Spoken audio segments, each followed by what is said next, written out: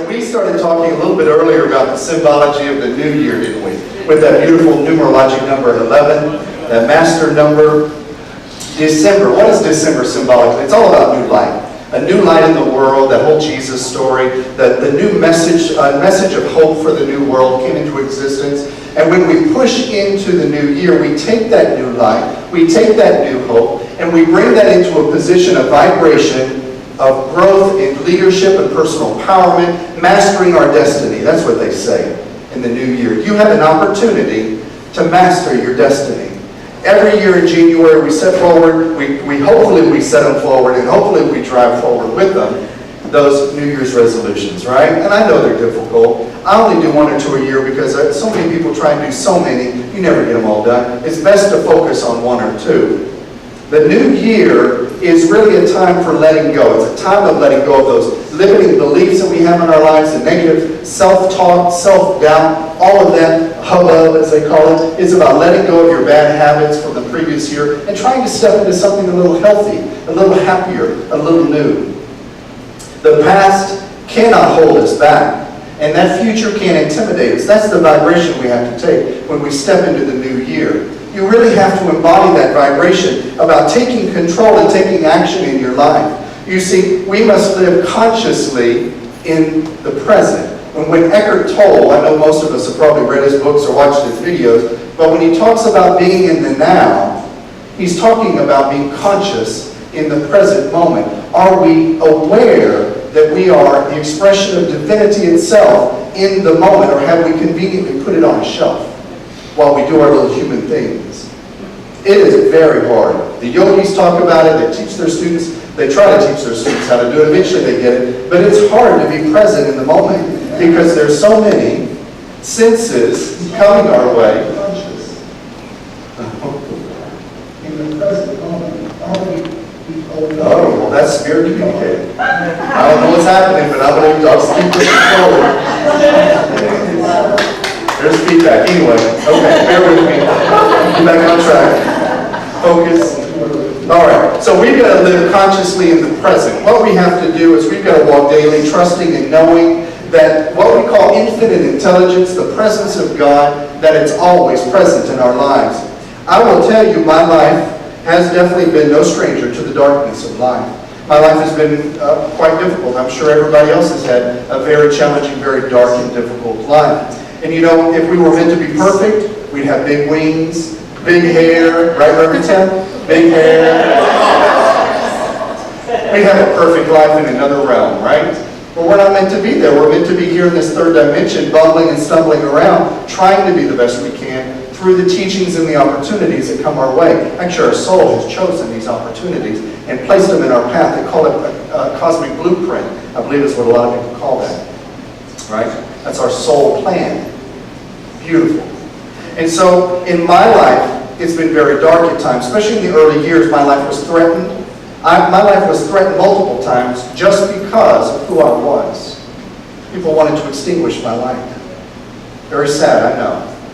But these people would come and tell me, you need to hide away. Nobody wants your kind here. People would tell me, they actually, because of the hostility, I was ashamed of who I was growing up as a teenager. It was very hard. That fear, that darkness was pulled into my being like a sponge because I didn't have any of this training. I was ashamed because they told me. I was ashamed because church told me. I was ashamed because society told me that no one loved my kind. Very difficult for a young man to hear who had nobody to support him, it felt like. And sometimes we feel like that, like we're alone in life. But my spirit was strong. My spirit was very strong. I knew that I was a compassionate, good soul.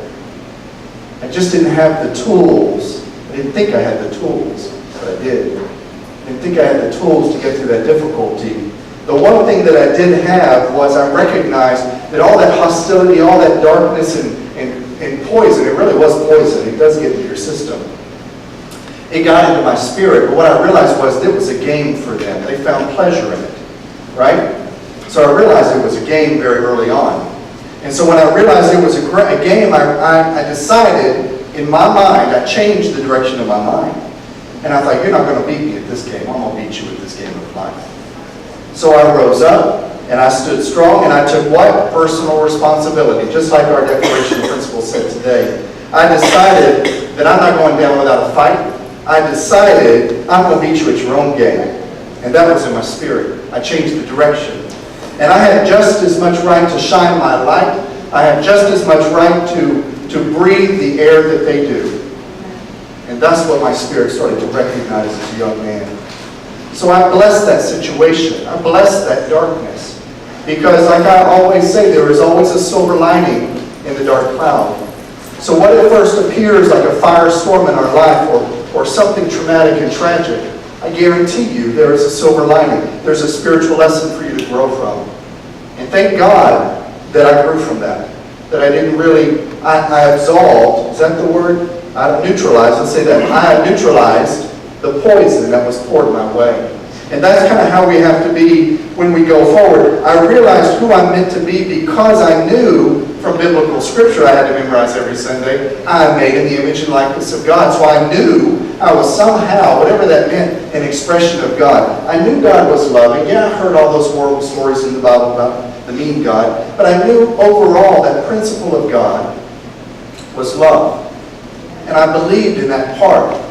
I believed in that part. I began to change my mind, and that very decision changed my life. Changed my life. I began to embody this saying, I make no apologies. This is me. And that's kind of how we have to be when we go through life. We can't be apologizing for our weaknesses and our limits and even our self-defeating behaviors. I know we all have them. I eat too much sugar. I can eat less sugar. Does that make me less of a person? Because I feel like I'm addicted to sugar. You cannot get away from it. I love Kit Kats. I shouldn't even tell you that because you're going to bring them. No. So what I'm saying is, we've got these self-limiting behaviors in our lives, and we've got to just say that we make no apologies. This is who I am. This is what I believe. This is the light that I shine. I'm not going to change my frequency of light, my color, just because it makes you uncomfortable. This is who God allowed me to be, right? If God didn't want us here, we wouldn't exist, And so if I can do it, I believe that we can all do that. But how do we find who we are? How do we find ourselves? How do we learn who we are? Right? We go within, we sit in that power, we change the direction of our thinking, we take charge, we begin to take charge of our lives because life doesn't happen without action. We know that. We've decided in our mind that actually I'm going to fight this darkness that's trying to diminish my light. And it's trying to diminish my goals, not only my light, but it's trying to diminish my dreams. It's trying to diminish everything about me. And so you've got to fight it. You've got to fight that. You've got to fight your way towards expressing yourself. It's very interesting because my father used to say these words. He would always tell me, especially when I wasn't doing something I was supposed to be doing, or I was messing up somehow, he would say, son, you better take the bull by the horns and drive life where you need it to go. Funny? Go ahead. Oh, the darkness inside, her shirt says, I love that. Her jacket. That's true, because the darkness will drive you crazy. But what you have to understand is in that funny little saying, in Texas, it's all about rodeos and cowboys and cowgirls and all this. But it's really interesting how what he said meant a lot to me now. It didn't mean anything to me then. I didn't want to listen sometimes.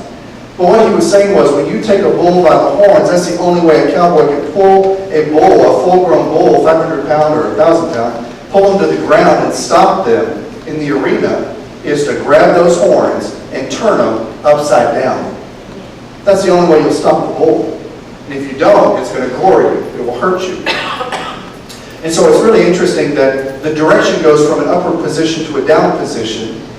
And so this cowboy or cowgirl has literally changed the direction, the vibration of that bull in the moment. So they're going from charging you to being passive.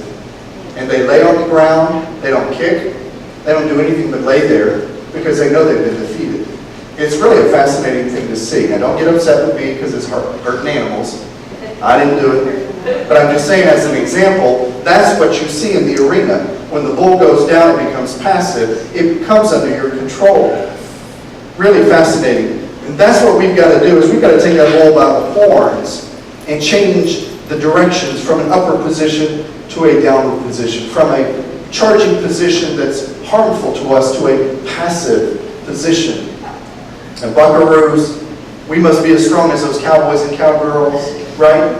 We got to be 100% determined. We got to be determined not to let other people, their opinions, affect us, poison us, not to let other people direct our lives, tell us what we should and shouldn't be doing. When life isn't working for us, because maybe we've forgotten that everything is God expressing through us, and that every situation, like I said, is a silver lining in our life. Every situation has potential. It's all about, we just can't be scared of that situation. We've got to be striving for a greater spiritual life at all times. Glenn, if you would please. Who we are, or actually this, let me say it this way. We are who God created us to be.